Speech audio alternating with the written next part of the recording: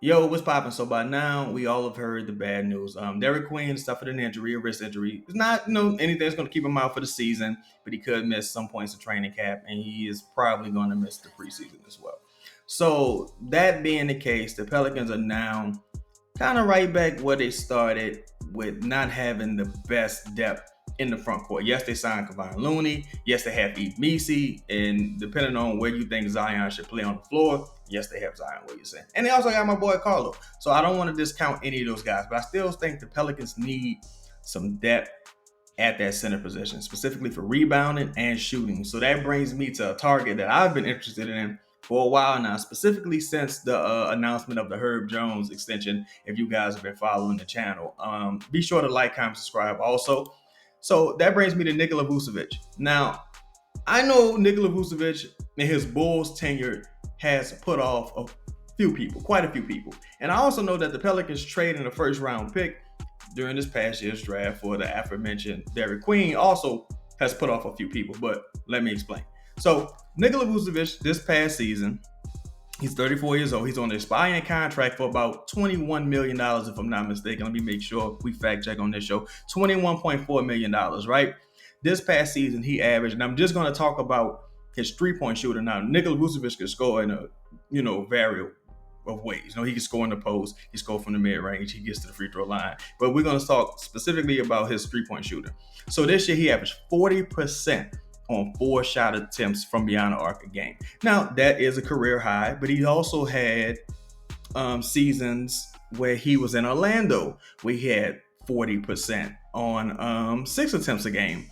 And Chicago in previous years, he had 31%, 34%. In Orlando, he also had 36% once, and one season of 33%. So I feel like he's an ideal candidate for the Pelicans. Also, he averaged 11 rebounds, 11 rebounds, 10 rebounds, 10 rebounds. The guy's never averaged below 10 rebounds since he's been 28 years old, and when he was 27, he averaged 9 rebounds. So the guy's a double-double machine.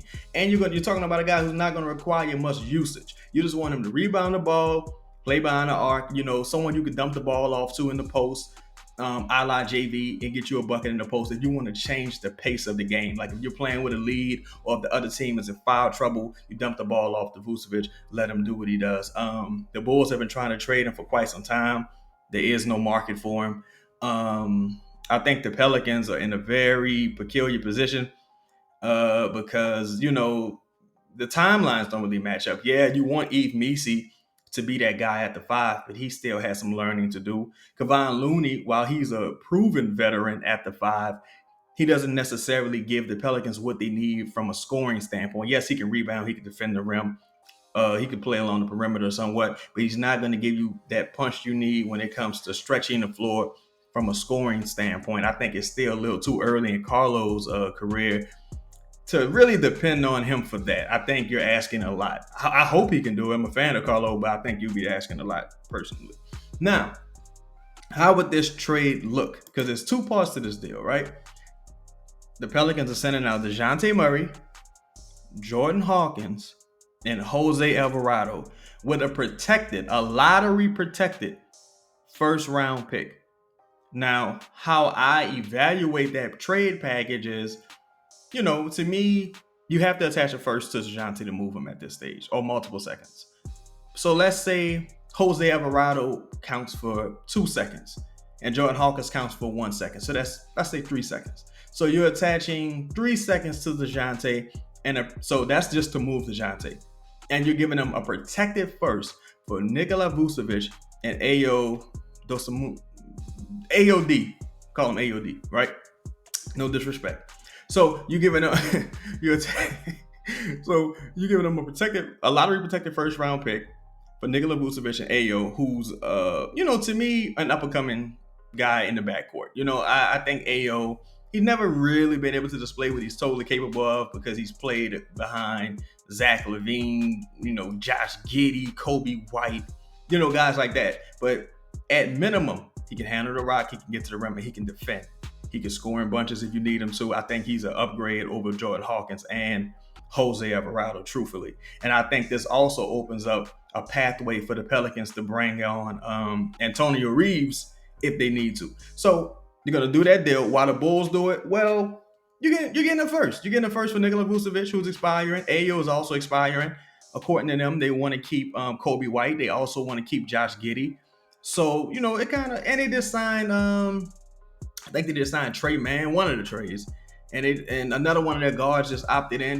There's a gluttony in the backcourt. So you're saying, Chaz, why would they take on Jose Alvarado? Because Jose Alvarado has a player option next season, which he'll probably opt out. Jordan Hawkins is pretty much an expiring at $4.7 million because no one's going to bring him back on that qualifying offer of $7 million next year. I don't think so.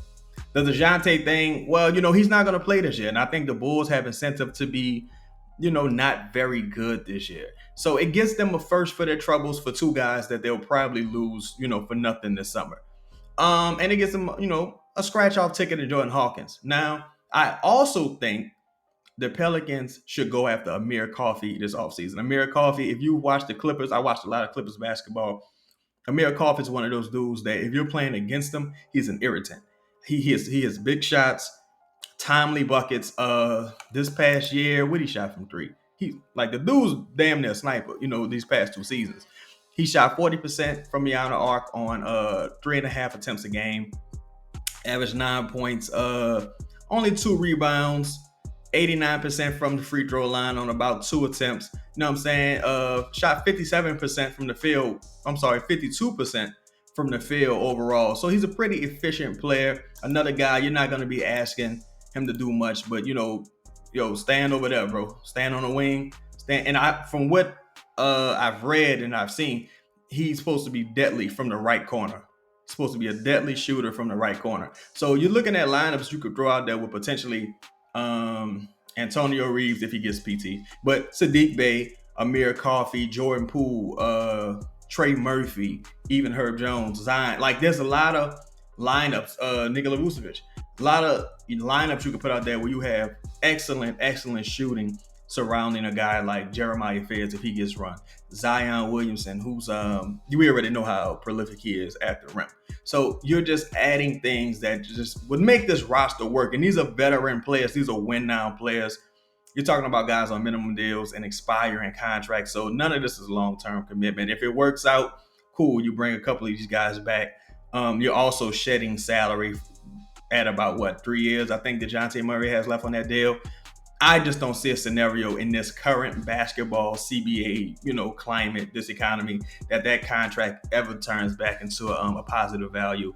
I do think DeJounte Murray will bounce back strong, but I don't think he'll do it this season. And this season is critical for the New Orleans Pelicans because, of course, as you know, they don't have a pick. So they can't tank, can't be bad. They need to be as good as possible, as fast as possible. And I think this trade helps them do that. But that's been today's show. Please be sure to like, comment, subscribe. I know y'all know me from the other network.